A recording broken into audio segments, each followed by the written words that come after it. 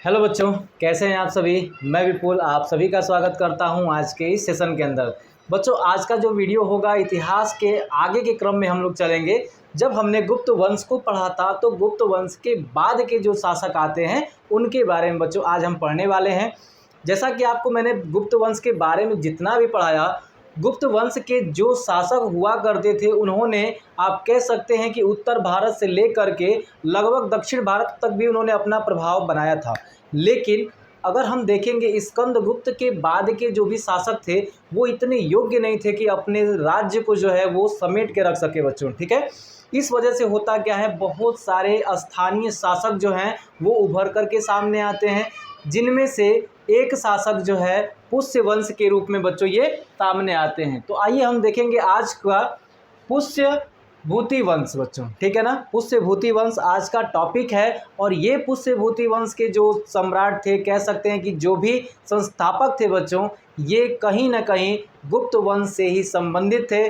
गुप्त वंश के दौरान ये सामंत हुआ करते थे बच्चों। ठीक है ना, आइए हम बात करते हैं आज के इस पूरे के पूरे टॉपिक पे। और जो भी इम्पोर्टेंट सेशन हो सकता है, जो भी क्वेश्चन बन सकते हैं, वो सारा मैंने बच्चों यहाँ पे लिख दिया है, कोई दिक्कत की बात नहीं होगी। ठीक है ना, चलिए एक बात याद रखिएगा कि जब भी हम इतिहास को आगे की तरफ पढ़ते जाएंगे, इतिहास के विकास का क्रम जो है वो आपको समझ में आता जाएगा बच्चों। ठीक है ना, चलिए अब हम देखेंगे सबसे पहले इसमें कि पुष्य भूति वंश की स्थापना कौन करते हैं। तो याद रखिएगा इसके जो संस्थापक हैं वो नरवर्धन है बच्चों। ठीक है ना, नरवर्धन ने क्या किया था, पुष्य भूति वंश की स्थापना की थी वो 505 ईस्वी के अंदर। और ये राज करते हैं 505 से लेकर के 530 ईस्वी तक।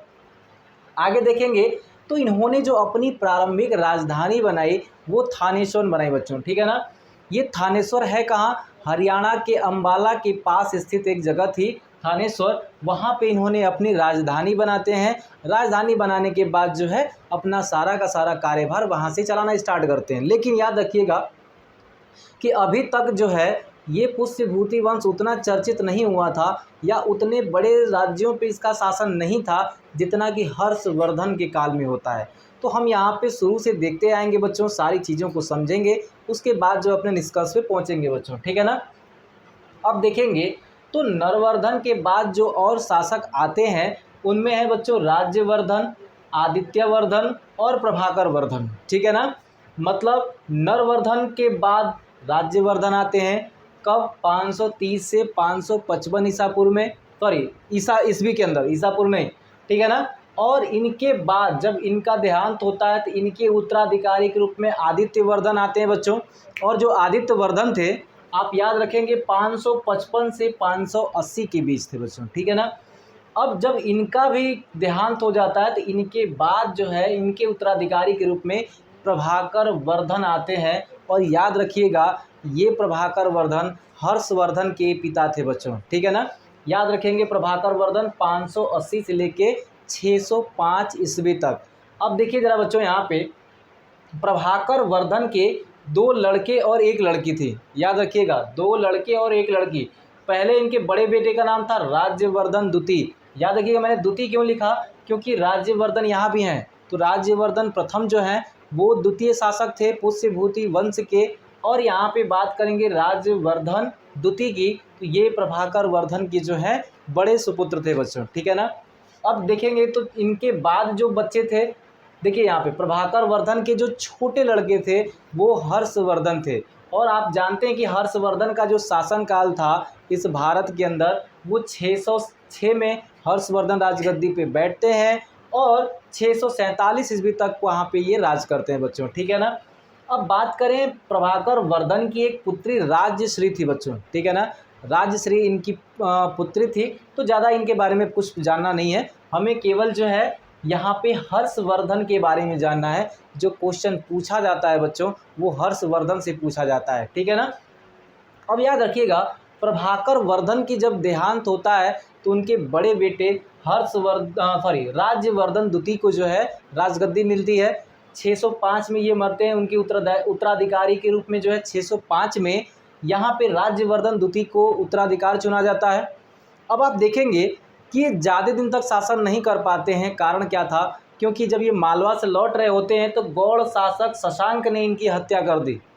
ठीक है ना, राज्यवर्धन की हत्या जो है गौड़ शासक शशांक ने, कई बार क्वेश्चन पूछा गया है कि राज्यवर्धन की हत्या किसने की, तो आपको याद रखना है शशांक ने की बच्चों। ठीक है ना, राज्यवर्धन द्वितीय की बात बता रहा हूँ, राज्यवर्धन प्रथम नहीं बच्चों, याद रखिएगा इस चीज़ को। अब आगे देखेंगे तो एक बात हमेशा याद रखिएगा, जब हर्षवर्धन गद्दी संभालते हैं 606 ईस्वी में, तो इन्होंने सबसे पहला काम क्या किया कि अपनी जो राजधानी थी उसको कन्नौज में बनाते हैं, थानेश्वर से हटा करके कन्नौज बनाते हैं। और आप देख पाएंगे कि जो पुष्यभूति वंश के जो संस्थापक कहीं ना कहीं हरियाणा तक ही सीमित थे, इन्होंने क्या किया, उत्तर भारत के अधिकतम राज्यों तक अपनी पूरा का पूरा साम्राज्य को फैला दिया। आप ये नहीं कह सकते कि दक्षिण भारत में इनका साम्राज्य नहीं था, कुछ हिस्से पर इन्होंने अप्रत्यक्ष रूप से शासन किया था दक्षिण भारत के ऊपर भी, लेकिन वहाँ पे कह सकते हैं कि वहाँ पे इनकी पकड़ थोड़ी ढीली थी। लेकिन अगर बात करेंगे उत्तर भारत की, तो उत्तर भारत में एक योग्य शासक के रूप में इनको देखा जाता है बच्चों। ठीक है ना, अब देखेंगे कि कुछ इनके बारे में जो महत्वपूर्ण चीज़ें हैं वो हम यहाँ पे देख लेते हैं। उसके बाद जो है देखिए, यहाँ पे पुष्यभूति वंश से आपको बहुत डीप में नहीं पूछेगा, आपसे जो है कुछ क्वेश्चन जो है बार बार जो एग्ज़ाम में पूछे जाते हैं वनडे एग्ज़ाम के अंदर, वो आपसे पूछ लिए जाएंगे बच्चों। ठीक है ना, इसलिए ये सारा फैक्ट जो मैंने आपको लिख दिया है, ताकि वीडियो छोटा बनेगा, आराम से आप जो है नोट्स बना लेंगे, बाकी सब आपके लिए यहाँ पे रहने वाला है। देखिए, गौड़ शासक शशांक ने हत्या की, आगे चलते हैं। अब देखते हैं, जब हर्षवर्धन गद्दी पे बैठते हैं तो जाहिर सी बात है, कई बार क्वेश्चन पूछा गया हर्षवर्धन के दरबारी कवि कौन थे, तो हर्षवर्धन के दरबारी कवि जो थे बच्चों वो बाणभट्ट थे। और बाणभट्ट की जो रचनाएं हैं वो बहुत बार पूछी जाती हैं, तो याद रखिएगा बाणभट्ट की जो रचनाएं हैं ये पूछी जाएंगी। तो बाणभट्ट की मुख्यतः 3 रचनाएं आपसे पूछता है, कौन कौन सी थी।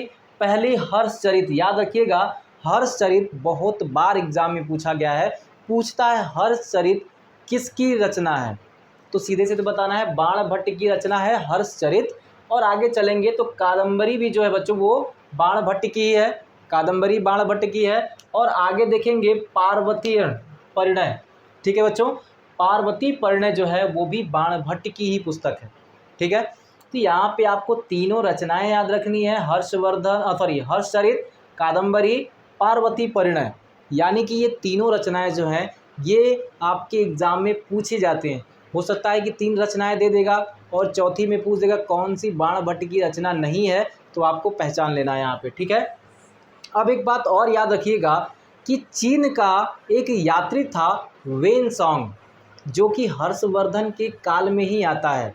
चीन का याद रखिएगा वेनसोंग जो है 629 से 645 ईस्वी तक भारत में रहा था बच्चों। ठीक है, और कई बार क्वेश्चन पूछा गया है वेनसोंग के बारे में कि वेनसोंग जो है जब भारत आता है उस समय किसका शासनकाल था या किसके शासनकाल में ये भारत आता है, तो आपको सीधे सीधे बताना है वेनसोंग हर्षवर्धन के शासनकाल में भारत आता है। ठीक है, आगे देख पाएंगे अगर, तो हर्ष ने अपनी राजधानी मैंने आपको बताया अभी कहाँ बनाई बच्चों, कन्नौज में। पहले इनकी राजधानी कहाँ थी, थानेश्वर में, लेकिन अभी जो राजधानी कन्नौज में, और ये कन्नौज कहाँ पे है, तो उत्तर प्रदेश के अंदर है बच्चों। ठीक है ना, उत्तर प्रदेश के अंदर कन्नौज है, इसको भी आप याद रखेंगे। आगे देखेंगे बच्चों यहाँ पे, तो हर्ष को शिलादित्य भी कहते हैं। देखिए, हर्षवर्धन का एक और नाम है, या आपको एग्जाम में सीधे सीधे पूछेगा हर्षवर्धन का एक और नाम क्या है, शिलादित्य, तो याद रखना है हर्षवर्धन का एक और नाम बच्चों शिलादित्य है। आगे देखेंगे, हर्षवर्धन की यहाँ पे 3 नाटक हैं बच्चों, हर्षवर्धन ने 3 नाटक की रचनाएं की थी। माना जाता था कि हर्षवर्धन कलाओं में परिपूर्ण था, हर्षवर्धन कैसे साहित्य में परिपूर्ण था, और इसी के आधार पर इन्होंने क्या किया था, 3 रचनाएं लिखी थी। लेकिन उन रचनाओं से पहले हम चलेंगे इनकी उपाधियों के बारे में कि हर्षवर्धन ने कौन कौन सी उपाधियां धारण की थी। तो आप देख पाएंगे बच्चों कि हर्षवर्धन ने 3 उपाधियां धारण की थी। पहला उपाधि देखिए, मैंने आपको बताया प्राचीन काल से जितने भी राजा हुआ करते थे वो अपने शौर्य को दिखाने के लिए कहीं ना कहीं कुछ उपाधियां धारण कर लेते थे। उसी तरह अगर आप देखेंगे तो यहाँ पे हर्षवर्धन ने भी 3 उपाधियां धारण की। अब एक बात बताइएगा, हर्षवर्धन के इतिहास की जानकारी कहाँ से मिलती है, तो हर्षवर्धन के इतिहास की संपूर्ण जानकारी बच्चों वेनसोंग के यात्रा वृत्तांत से मिलता है। जब वेनसोंग भारत आया तो इसने अपनी यात्रा वृत्तांत लिखा है और उस यात्रा वृत्तांत से ही जो है हमें पूरी की पूरी पुष्यभूति वंश की जानकारी मिलती है, या फिर कह सकते हैं कि आप हर्षवर्धन की जानकारी मिलती है। बेटा आप देखेंगे यहाँ पे तो हर्ष की जो उपाधि थी, एक था परम भट्टारक, याद रखिएगा, पहला था परम भट्टारक, दूसरा था उत्तरापथ स्वामी, ठीक है ना, उत्तरापथ स्वामी। तीसरी उपाधि थी मगधराज, जो कि 641 ईस्वी में, याद रखिएगा 641 ईस्वी में इसको धारण किया था मगधराज, ठीक है ना। मगधराज की जो उपाधि थी हर्षवर्धन ने 641 ईस्वी में धारण किया था। अब आगे देखेंगे हर्ष के जो 3 नाटक हैं, मैंने कहा था हर्ष एक साहित्यकार भी था, कहते थे कि वो एक कवि भी था, यानी कि हम कह सकते हैं यहाँ पे जो 3 नाटक इसने लिखे थे वो 3 नाटक क्या था, नागानंद, प्रियदर्शिका एवं रत्नावली। याद रखिएगा ये 3 नाटक हैं हर्षवर्धन के, एग्जाम में बार बार पूछा जाता है, इसलिए आपको ये भूलना नहीं है। जब भी पूछेगा हर्ष के जो नाटक हैं नागानंद, प्रियदर्शी, रत्नावली, नागानंद, प्रियदर्शी, रत्नावली, याद रखना है बच्चों। आगे देखेंगे प्रथम धार्मिक सभा। देखिए यहाँ पे हर्षवर्धन के काल में 2 धार्मिक सभाएं हुई थी, और 2 धार्मिक सभाओं में जो पहली धार्मिक सभा थी वो हुआ था बच्चों कन्नौज के अंदर, दूसरी धार्मिक सभा प्रयागराज के अंदर। अब आपके दिमाग में आएगा प्रयागराज तो अब नाम पड़ा है, नहीं, प्रयागराज पहले से नाम था बच्चों। जब मुगलों का शासन आया तो मुगलों ने उसका नाम चेंज कर दिया और जो है वापस से उसका नाम इलाहाबाद कर दिया। वापस से योगी जी की सरकार आई, उन्होंने क्या कर दिया, उसका पुराना नाम कर दिया, ठीक है ना। अब देखिए यहाँ पे जो है प्रथम जो धार्मिक सभा कन्नौज में हुआ था, इसके अध्यक्ष वेनसोंग ही था, और वेनसोंग के सम्मान में बच्चों ये पहली धार्मिक सभा का गठन किया था।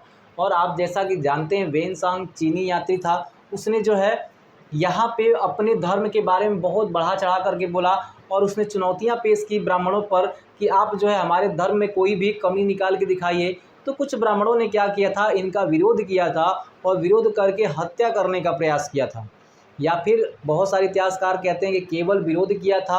और हर्षवर्धन के ऊपर जो है इतना मतलब कह सकते हैं कि प्रभाव डाल चुका था वेनसोंग कि उसने जो है ये कहा कि हमें मारने की कोशिश हुई है। और बताया जाता है कि हर्षवर्धन ने 500 ब्राह्मणों को दंडित किया, कुछ को अपने राज्य से निकाल दिया और कुछ को मृत्यु दंड का भी सजा दिया बच्चों, ठीक है ना। ये माना जाता है इतिहासकारों के द्वारा, ठीक है। अगर आप आर एस शर्मा की पुस्तक देखेंगे तो वहाँ से भी आपको मिल जाएगा, बहुत सारी पुस्तकों में जो है ये चीज़ें लिखी गई हैं, ठीक है ना। अब बात करेंगे बच्चों आगे की, तो हम देखेंगे कि द्वितीय जो धार्मिक सभा थी वो प्रयागराज में हुई थी। अब देखिए प्रयागराज में प्रति वर्ष सभा आयोजित की जाती थी।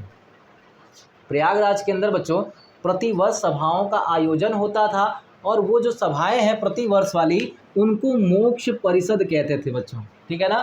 मोक्ष परिषद, प्रयाग में होने वाली प्रत्येक वर्ष में जो सभा बैठती थी उसे मोक्ष परिषद कहते थे। और यहाँ पे बताया जाता है कि ब्राह्मणों को बहुत ज़्यादा अनुदान दिया जाता था और डेली ब्राह्मणों को भोजन कराया जाता था, ठीक है ना। प्रयाग के अंदर डेली ब्राह्मणों को भोजन कराया जाता, न कि ब्राह्मण, बहुत सारे लोगों को, जो भी कह सकते हैं कि जो भी निर्धन थे, जो भी असहाय हैं, उन सभी के लिए भोजन जो है तैयार कराया जाता था, एक कह सकते हैं कि भंडारे के रूप में बच्चों, ठीक है ना। तो यहाँ पे आप देखेंगे पहले वाले टर्म में ब्राह्मणों की हत्या करता है, दूसरे वाले टर्म में आपको देखने को मिलेगा कि यहाँ पे बहुत सारे ब्राह्मणों को ये पोषित भी करता है बच्चों, ठीक है। आगे देखेंगे कि इसके राज्य के अंदर 3 प्रकार के कर लिए जाते थे, 3 प्रकार के कर लिए जाते थे। पहला क्या था बच्चों, भाग, ठीक है ना, भूमि के रूप में लेने वाला जो कर था वो भाग था, हिरण्य था और बलि। ये 3 प्रकार के बच्चों इसके काल में कर लिए जाते थे। और बताया जाता है कि कृषि में उत्पादन का 6ठा हिस्सा लिया जाता है बच्चों, कृषि में उत्पादन का 6ठा भाग लिया जाता था। और बात करेंगे वेनसोंग की बच्चों, तो वेनसोंग जो है ये नालंदा विश्वविद्यालय में 645 ईस्वी में जाता है, ठीक है। और नालंदा विश्वविद्यालय के अंदर बौद्ध धर्म की शिक्षा दी जाती थी, और बौद्ध धर्म के किस संप्रदाय का, तो महायान संप्रदाय की शिक्षा यहाँ पे दी जाती थी, ठीक है ना। अब आप देखेंगे कि नालंदा में ये अपनी शिक्षा क्या करता है, ग्रहण करता है वेनसांग। और उसके बाद अगर आप देखेंगे सबसे महत्वपूर्ण क्वेश्चन बहुत बार पूछा गया है कि वेनसांग के समय में नालंदा के प्रोफेसर कौन थे या फिर कह सकते हैं कुलपति कौन थे। तो आप कह सकते हैं कि सीलभद्र जो हैं वे वेनसांग के समय में नालंदा के कुलपति हुआ करते थे।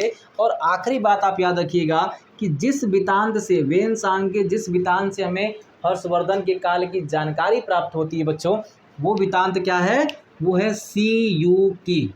याद रखिएगा सीयूकी जो है हर्षवर्धन के काल में जो वेनसांग आया था उसने अपनी यात्रा वृत्तांत सीयूकी में ये सारी चीज़ें लिखी थी। यहाँ पे बताया था कि धार्मिक व्यवस्थाएं कैसी थी, आर्थिक व्यवस्थाएं कैसी थी, वो ज़्यादा इम्पोर्टेंट नहीं है, क्योंकि आपको इस टॉपिक से जितने भी क्वेश्चन महत्वपूर्ण बन सकते थे आपके एग्ज़ाम के लिए वो सारा मैंने बच्चों यहाँ पे बता दिया है। और आज का वीडियो कैसा लगा है कमेंट करके ज़रूर बताइएगा। फिर मिलेंगे अगले वीडियो के अंदर, और यहाँ पे इतिहास के क्रम में आगे जो भी आपका होगा वो सारी चीज़ें हम अगले वीडियो में देखेंगे। तो आज के लिए इतना ही, जय हिंद।